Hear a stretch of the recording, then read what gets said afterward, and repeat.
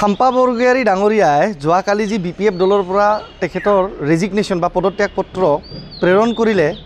এয়া স্পষ্টভাৱে দৰাচলতে মই 2024 চনতে ইয়াৰ ইংগিত দিছিলোঁ। 2024 চনৰ লোকসভা নিৰ্বাচনৰ সময়ত যেতিয়া BPF দলৰ MP প্ৰাৰ্থী বা MP কেণ্ডিডেটৰ পেনেল লিষ্টত খাম্পা বৰগোহাঞি আৰু মোৰ নাম দুয়োৰে নাম BPFে চূড়ান্ত কৰিছিলে, সেই সময়তে মই স্পষ্টভাৱে কৈছিলোঁ যে খাম্পা বৰগোহাঞিয়ে যদি ইলেকশ্যন জিকে তথাপিও তেওঁ BPF দল ত্যাগ কৰি অন্য এটা দলত তেওঁ যোগদান কৰিব, যিহেতু তেওঁ অলৰেডি মেনেজড হৈ গৈছে ৱাক অভাৰ দিবৰ কাৰণে। আৰু তেওঁ যদিও ইলেকশ্যন হাৰে, তেওঁ হাৰাটো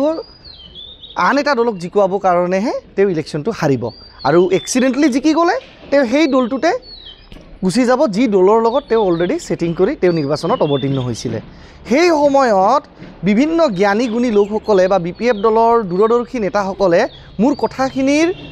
যি প্ৰেডিকশ্যন আছিলে, যি মই এক বিচক্ষণতাৰে মই সেয়া আগতীয়াভাৱেই জনাই দিছিলোঁ বা সচেতন কৰি দিছিলোঁ BPF দলৰ কেন্দ্ৰীয় নেতৃবৰ্গক, তেওঁলোকে তাক অনুধাৱন কৰিব নোৱাৰিলে। আৰু দুখিত আজি যে BPF দলৰ বিচক্ষণতা অলপমান কম হোৱাৰ বাবেই বা BPF দলে সময়ত ৰিয়েলাইজ নকৰাৰ বাবেই আজি খাম্পা বৰগোহাঞিয়ে BPF দল ত্যাগ কৰিব লগা হ'ল। কিন্তু অৱশ্যে মই এটা ঘোষণা আজি কৰিব বিচাৰিছোঁ, ঘোষণা সঠিক নহয়, স্পষ্টভাৱে আকৌ এটা প্ৰেডিকশ্যন দিছোঁ, যিহেতুৱে আপোনালোকৰ আশীৰ্বাদত মোৰ প্ৰেডিকশ্যন কেতিয়াও ভুল হোৱা নাই। মই কৈছিলোঁ যে ৰাজু নাৰ্জাৰী ডাঙৰীয়াই UPPL দলৰ পৰা MLA টিকেট কেতিয়াও নাপায়, 2021 চনত পোৱা নাই। 2024 চনত ৰাজু নাৰ্জাৰী ডাঙৰীয়াই MP টিকেট নাপায়, UPPL দলৰ পৰা পোৱা নাই।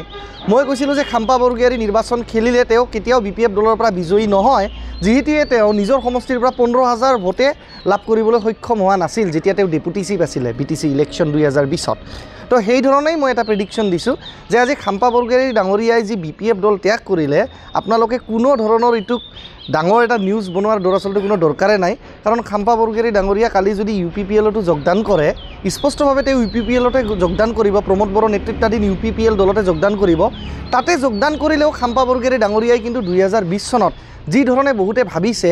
যে হয় BJP UPPLৰ চৰকাৰ হ'লে বিশ্বজিৎ দৈমাৰী ডাঙৰীয়া চিফ হ'ব, খাম্পা বৰগোহাঞি ডাঙৰীয়া UPPLত যোগদান কৰাৰ পিছত গৈ ডেপুটি চিফ হ'ব, সেয়াটো দূৰৈৰে কথা। খাম্পা বৰগোহাঞি ডাঙৰীয়াই 2025 চনত BTC নিৰ্বাচনত তেখেতে নিজৰ যি চিৰাংদুৱাৰ সমষ্টি আছে, সেই চিৰাংদুৱাৰ সমষ্টিৰ পৰা তেখেতে আনকি টিকিটো লাভ নকৰিব UPPL দলৰ পৰা। এয়া মই আজিয়ে ভৱিষ্যতবাণী এটা কৰিলোঁ। আৰু অৱশেষত এইটোৱে ক'ব বিচাৰোঁ যে 2024 চনৰ লোকসভা নিৰ্বাচনৰ সময়ত